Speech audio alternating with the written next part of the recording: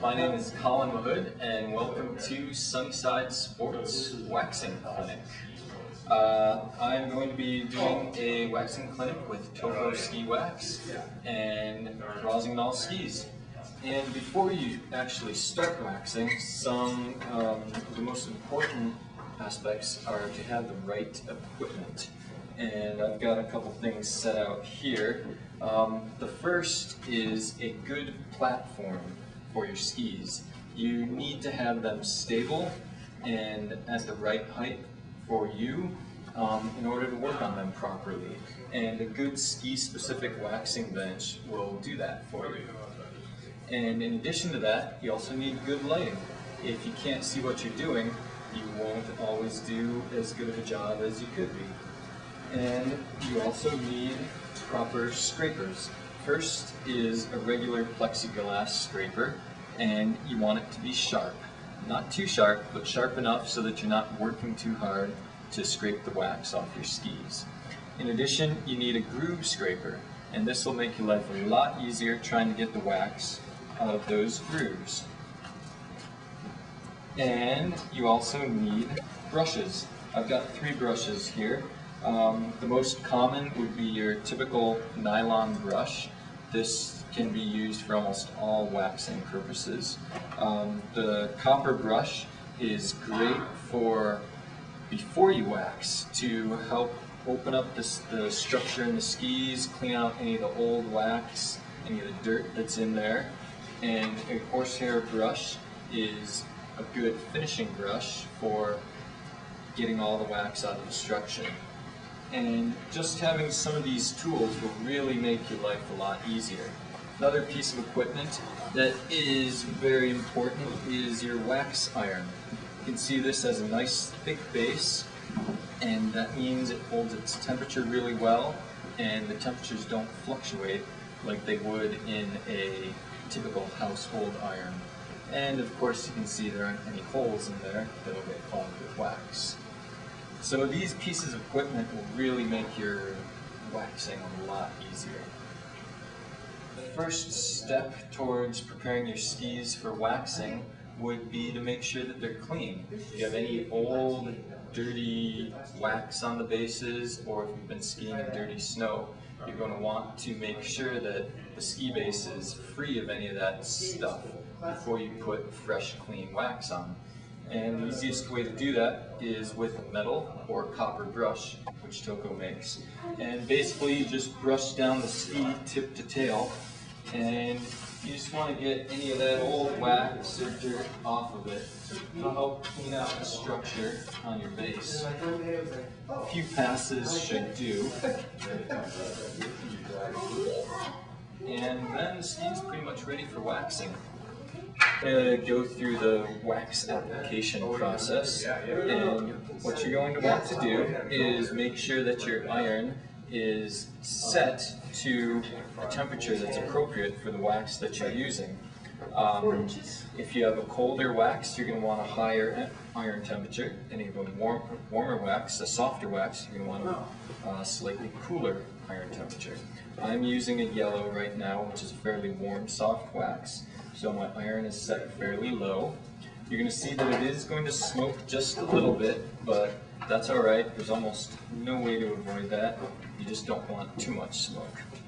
So with the wax application, you can either drip it on, which would be just going back and forth across the ski, or if you want, you can warm up the wax and rub it on the ski base. Either way works, and it's really just personal preference. And doing this will get easier over time. The more skis you wax, the easier and the more comfortable you'll feel doing this. So once the wax is on, you need to iron it in. And basically the first pass, what you're doing is smoothing out the wax across the ski base. Once the wax is basically spread out across the ski base, then you can start actually heating it into the base. And what you do is a nice continuous pass from tip to tail. And you always want to make sure that you keep your iron moving. You don't want to let it stop anywhere on the ski base. Usually 2 or 3 passes is fine.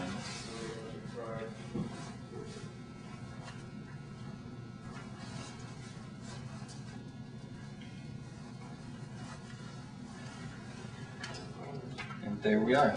Once the wax is on the ski, you're going to want to let them sit for a while. If you're in a real big hurry, 20 minutes will do. If not, you can leave them overnight, and that way the wax will soak into the base. Alright, we're going to scrape the ski, and I'll give you a quick demo on how to do it. First step would be to use your groove scraper and do the grooves and edges. A couple passes down each groove should do the trick. If there is any wax left in there, you can always get it out brushing. Most groove scrapers have a couple little different edges and different sizes to fit just about any ski. Once the grooves are done, you can get out your flat plexiglass scraper and do the base. And you want to have a grip that's comfortable to you. Some people pull it, some people push it. I'm most comfortable pushing it. You can kind of use your fingers as a guide and your thumbs on the back and just scrape down the ski. This is really where having the proper lighting comes in, because you want to be able to see what you're doing. The light will show you if there's any little spots that you missed. Your ski bases might not always be completely flat, so you might need to tilt your scraper a little bit just to get the sides. But a few passes down your base should do the trick. And you want your scraper to be sharp enough so that you don't really have to push down on it hard. You can see I'm pushing, but I'm not getting my weight into it or pushing really hard. Let the scraper do the work. And that's about it. Alright, next step will be brushing. Most of the time I use just 2 brushes, our nylon brush and our copper brush. The copper brush is a great tool to have to get that first little bit of wax off your skis. It's not something that you want to finish with, but just 1 or 2 passes tip to tail will pull off a fair amount of wax and make the rest of your brushing a little bit easier. And then with your nylon brush, just tip to tail until your bases look nice and shiny. Some waxes are harder to brush than others. Your really cold waxes could take quite a bit. Your warmer ones will come up a little bit easier. But basically brush until you can't really see a whole lot of wax on your bases. And everything is really done tip to tail. Sometimes with aggressive brushing you could pull up some of the hairs on your ski base, and going tip to tail, keep everything going in the same direction.